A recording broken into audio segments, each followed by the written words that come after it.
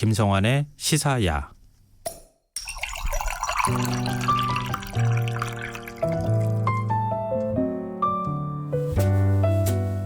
맛있고 멋있는 우리 술을 찾아 떠나는 불금의 교양학 시간입니다.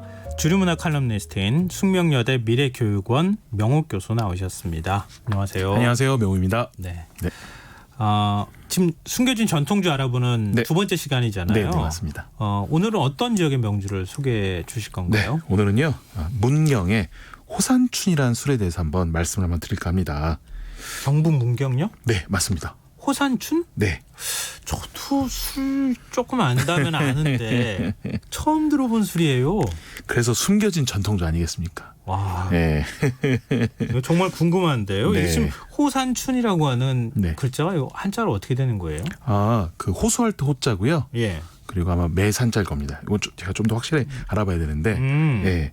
그래서 원래는 이제 이게 어느 술이냐면은 그 황희정승 가문의 술이에요. 야, 네.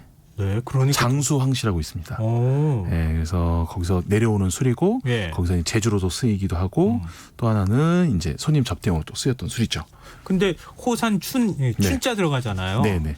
지난번에 무슨 춘 네네네. 이런 술 설명해 주신 적 그렇죠. 있잖아요. 그래서 춘이 들어가는 전통주들이 꽤 있죠. 네. 뭐 그래서 가장 유명한 게 산사춘 네. 뭐 이런 게 하나 있고 네.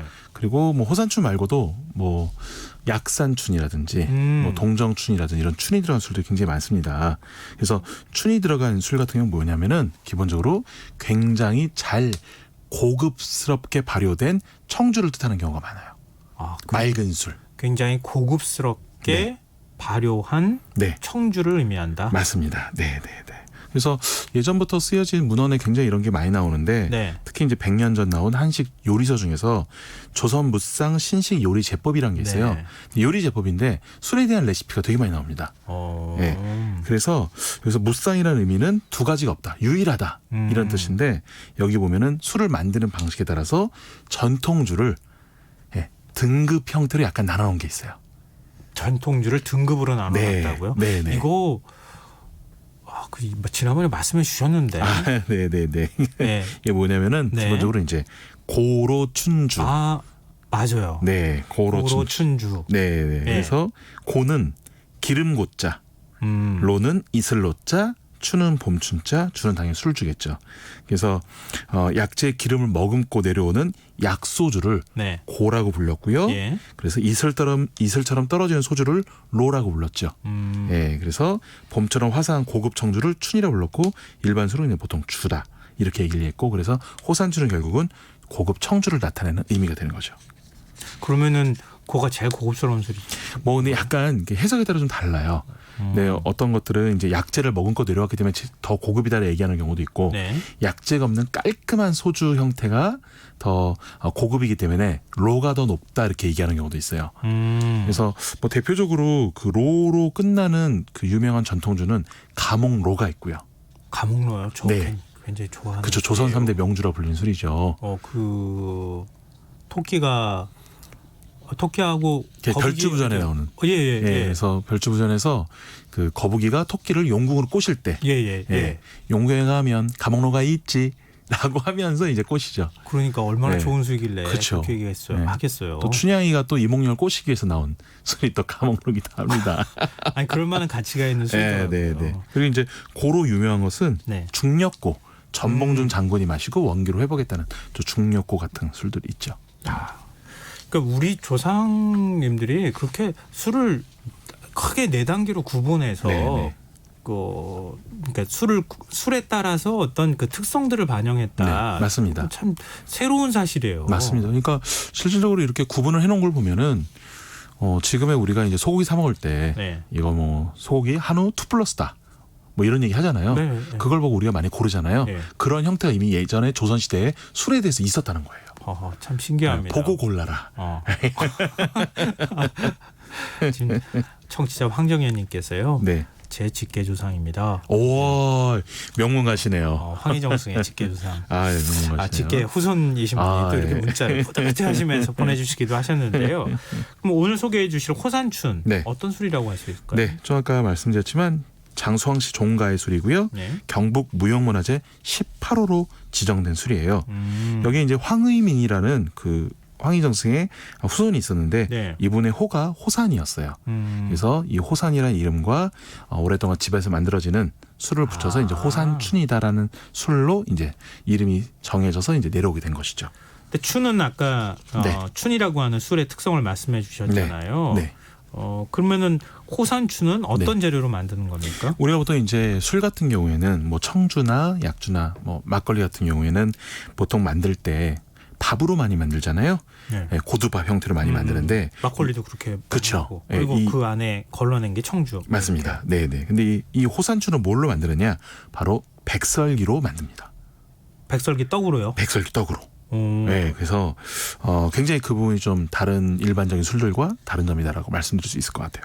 백설기 떡으로 술을 만들면 어떻게 네. 돼요? 우리 백설기는 달콤하고 맛있잖아요. 그렇죠. 예, 그거는 실은 간식을 위해서 거기에 설탕을 그런가요? 엄청 많이 넣은 거죠. 그럼 설탕 딱 빼면은 설탕 딱 빼면은 네. 뭉근한 단맛이 납니다. 뭉근하다고 뭉근한 하는 표현이 네. 맞네요. 부드러운 단맛. 원래 탄수화물 오래 씹으면 그쵸. 단맛이 나는 거잖아요. 맞습니다. 맞습니다. 인위적인 맛이 전혀 느껴지질 않죠.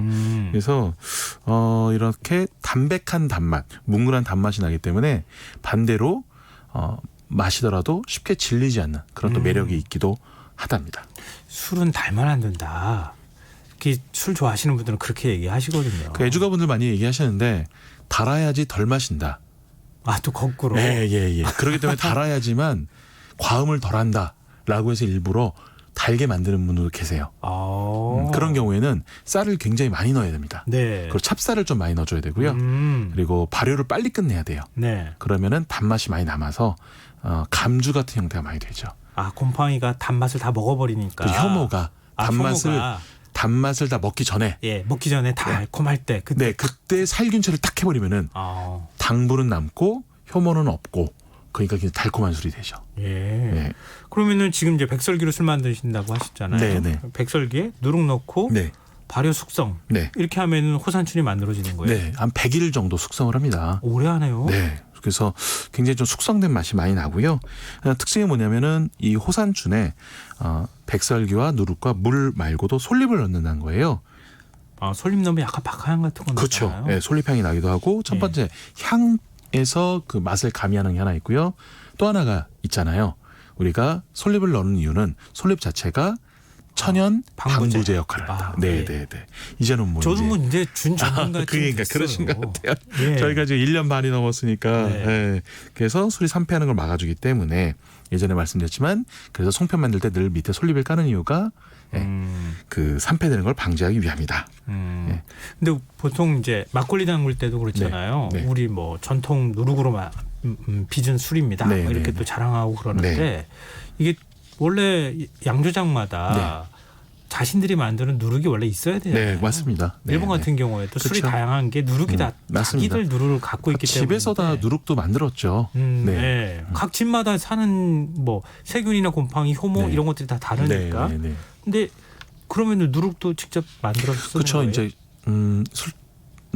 이렇게 전통주라고 불리는 것들 중에서, 그러니까 기본적인 막걸리라든지 아니면은 지역에 뭐 약주 이런 걸 만드는 경우에 있어서 무조건 다 실은 자기가 누룩을 다 만들진 않아요. 누룩을 사오는 경우도 꽤 많아요. 그 일본에서도 많이 사온다 그랬잖아요. 한때는. 그렇죠. 이제 일본에 사오기는 하는데 요즘은 그냥 누룩을 전문으로 만들어주는 데들이 있어요. 국내에도요? 예. 전통 누룩을. 예. 그런 그 전통 누룩을 사다가 잘 이제 관리를 잘해서 그걸 갖고 만드는 경우도 있는데 여기는 누룩은 술 맛이 균일하게 나오는 거. 지난달에 담근 술하고 뭐 이번 달에 담근 술이 술 맛이 들쭉날쭉하면 안 되잖아요. 네, 그렇죠. 근데 또 그런 게 또 매력이기도 합니다. 오늘 술 맛은 어떨까? 그것도 그렇게 또 되게 다음 달은 또 어떻게 변하지? 약간 이런 게 약간 재밌는 상품화하는 부분이 데 있어요. 있어서는 또 한계가 있을 수 있으니까 그런 게. 그렇죠. 그런 거를 이제 반대로 약간 문화적으로 만드는 데들도 있어요. 그래서 그 어떤 되게 유명한 전통 주점을 가면은 밑에 써 있는 글자 뭐냐면 오늘 술 맛은 어떠십니까? 매일매일 변한다. 이거를 즐겨라. 예, 약간 역발상으로 가는 거죠.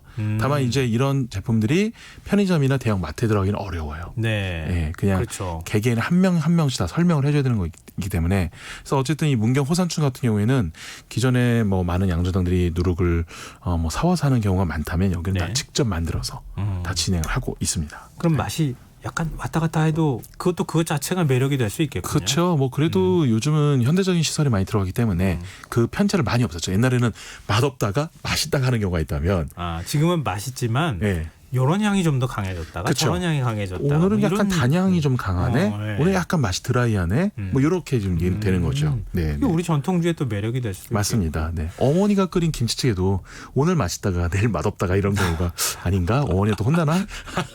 늘 맛있습니다, 어머니. 근데 진짜 맛은 어떤지 궁금하거든요. 네. 그래서 이 백설기로 만들다 보니까 딱 향을 맡으면 뭉근한 단향이 올라오고요. 네. 그 다음에 어떤 향이 올라오냐면 숙성을 오래 시키다 보니까 단백질이 이제 분해돼서 네. 진한 장향이 올라옵니다. 장향이요. 예, 장향. 이 장향이 뭐냐면은 간장, 된장할 때 그 장향이에요. 저도 발효된 왜 술 향. 마시면서 잘 그런 맛을 못 느끼죠? 제가 둔해서 그런가 봐요. 아닙니다. 이거는 실은 제가 장향이라고 말씀드린 순간에 나중에 네. 드셔보시면 그러실 거예요. 예, 상상력을 자극하는 멘트를 제가 하나 드렸기 때문에 거기서 이제 이어지는 거죠, 이제. 네. 예, 보통 일반 분들은 장향이 난다 이런 표현을 잘 쓰지 않기 때문에 잘 모르시는 것 뿐이고 아마 드셔보시면 잠깐 그런 것들이 좀 느껴질 거예요. 네. 그리고 우리 전통주인데 네네. 비슷한 맛이 이거랑 좀 유사한 맛을 갖고 네. 있는 게 또 있을까요? 이게 전통 방식으로 만든 것이고 집안에서 대대로 내려오는 술들 가운데는 유사한 계열들이 좀 있습니다. 유사한 계열. 그래서 대표적인 것이 충남 서천의 한산소곡주 그리고 달죠. 그것도. 네, 충남 당진의 면천 두견주. 또 해남의 진양주라는 술도 있고요. 네. 무엇보다 경주 교동법주와도 비슷한데 다 뭐냐? 다들 뭉근한 단맛과 장향을 가지고 있어요. 네, 그래서 이 술들만 가지고 쫙 이제 나열을 해서 내 취향은 뭐다? 라고 한번 찾아보는 것도 되게 매력이 있죠. 네. 그럼 여기 직접 가볼 수 있습니까? 예, 가볼 수 있고요. 뭐 생활서 거리두기를 당연히 유지하시면서 가는데 이 장수왕씨 종택이 경북 기념물 제 136호로 지정이 되어 있습니다.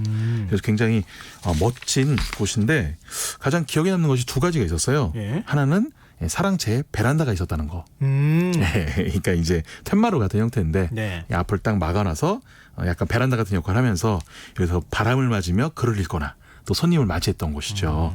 또 하나는 특징적인 게 뭐냐면은 400년 된 탱자나무가 있었습니다. 네. 이 탱자나무의 특징이 뭐냐면 정말 촘촘하게 잎이 있어서 밖에서 나를 볼 수도 없고 내가 밖을 볼 수도 없어요. 그러니까 나는 약간 조용한 곳에서 이런 세상의 모든 것을 약간 생각하지 않고 글 공부에만 집중할 때 이 탱자나무를 많이 심기도 하는데 이게 이제 가시가 있고 밖에서 잘 안 보이다 보니까 귀향지에서도 많이 쓰입니다. 네. 그래서 뭐 도망가가 영모를 꾀하면은 이것을 가지고 탱자나무하고 다 가려버려요. 그리고 못 나가게 가시가 다 박혀 있거든요. 네. 그래서 이걸 위리안치라고 하는데 추사 김정희도 이 위리안치형을 당했고 광해군도 이 제주도로 유배가면서 이 탱자나무로 위리안치를 당하기도 했죠.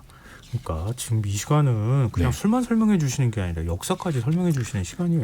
뭐 전통주가 가진 매력인 것 같아요. 조선 후기에 이제 한옥 양식부터 탱자나무의 역사, 문화적 가치 어떻게 보면은 더군다나 이제 귀향의 형벌까지 알려주는 이게 정말 전통주의 매력이 아닌가 이렇게 한번 생각을 한번 해봅니다. 오늘도 정말 재밌었습니다. 호산춘? 네. 인터넷으로 네네네. 전통주니까요. 예, 네, 예. 무형문화재니까. 한 번쯤 저도 못 마셔본 술이고요. 네. 아마 많은 분들이 그러실 텐데 한번 검색해 보시고 술 맛이 궁금하신 분들은 한번 좀 구입하셔도 괜찮을 것 같습니다. 이건 절대 홍보하기 위해서 하는 말이 아니고요. 우리 전통주에 대해서 이렇게도 할 수 있다는 걸 제가 말씀드리기 위해서 그렇게 드린 말씀이었습니다. 오늘 불금의 교양학 지금까지 숙명여대 미래교육원 명익교수와 함께했습니다. 고맙습니다. 감사합니다. 청취자 9980님께서요. 밤에는 주로 음악방송 듣다가 요즘 잦은 야근을 하면서 잠 깨려고 시사에 찾아오고 있습니다. 이 시간대 시사 프로그램이 보기 드문데 귀에 쏙쏙 박히는 뉴스와 깔끔한 설명 감사합니다. 금요일인데 빨리 퇴근하고 싶네요. 이렇게 해주셨습니다.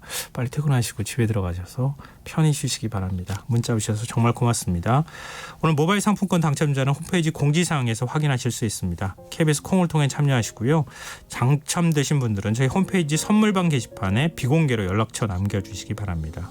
끝곡으로 바비킴의 소나무 들으시고요. 저는 이번 주 순서 모두 마무리하겠습니다. 저는 월요일 밤 다시 찾아뵙겠습니다. 고맙습니다.